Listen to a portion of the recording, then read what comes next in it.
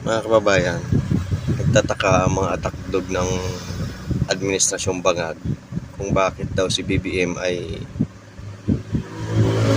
sumadsad ang trust and approval rating. Samantalang si BP Inday Sara daw ay bakit napakataas. So doon sila litong-lito, hindi nila alam kung paano ipaliwanag. Ngayon, para lang may masabi,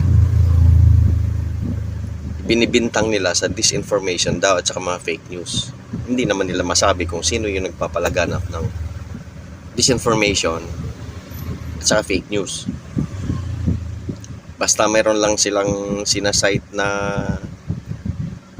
kung ano-ano para lang may masabi sila. Pero ang katotohanan yan, kaya nawala ang trust and approval ng mga Pilipino kay BBM ay unang-una, si Inday Sara hindi nila mapatunayan na nagnanakaw. Hindi nila napatunayan sa investigasyon nila ng ilang hearing yun na ibinulsa ang confidential fund.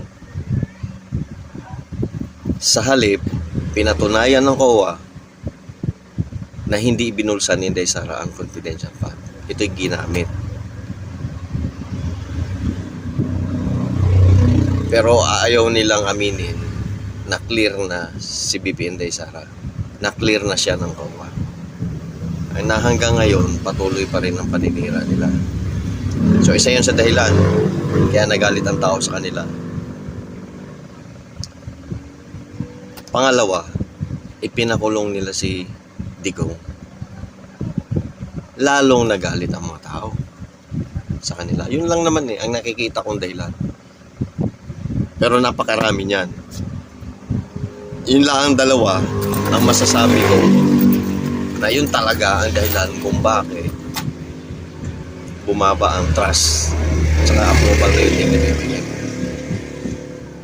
Tapos yung kanyang mga attack dog, hindi naman nakakatulong sa kanya. Sa halip, lalo pa siyang ibinaon. Puro bintang, wala man lang silang ano. Tapos inimpeach pa si Inday Sara. Ngayon, kaya dinili ng Senate kasi hinihintay pa nila na mananalo yung kanilang mga senador. Kapag nanalo ang mga senador nila, wala nang pag-asa ang Pilipinas. Tanggal si Inday Sara dahil lang impeachment. Hindi naman yan parating na ng mga senador, judges, yung mga proof, mga ebidensya, kundi yan ay political. Natural, kung kakampi nila, boboto yon para ma-impeach si Inday Sara.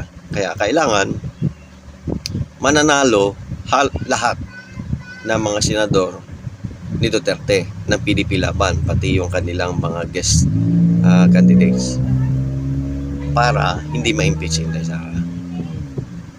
So, dalawa lang ang nakikita kong dahilan. Pero sila takang-taka, hindi nila maamin. Iyan na may lahat ng tao ay alam. Alam ng lahat ng Pilipino sa buong mundo. Una, inimpeach si Inday Sara. Pangalawa, pinakulong nila si Duterte. Kinidnap nila na hindi dumaan sa tamang proseso.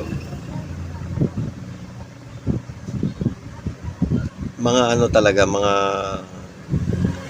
matatalino yung mga yan eh. Alam nila yung dahilan. Kaya lang, natural lang na maghahanap sila ngayon ng pamamaraan para maluko nila ang tao. Hindi naman nila kayang lukuhin na ang taong bayan ngayon. Naririnig ng tao at nakikita ng tao kung ano yung mga kalukuhang ginagawa nila. Sasabihin ni BBM na hindi makikipag-cooperate sa ICC. Pero, pinakulong niya si Digong sa ICC. So, kahit taong mga walang pinag-aralan, hindi maniniwala sa sinasabi niya. Di ba? Mga tauhan niya, sasabihin hindi makipag-cooperate sa ICC. Pero sa ICC dinala si Digong. Puro kabaligtaran yung mga sinasabi.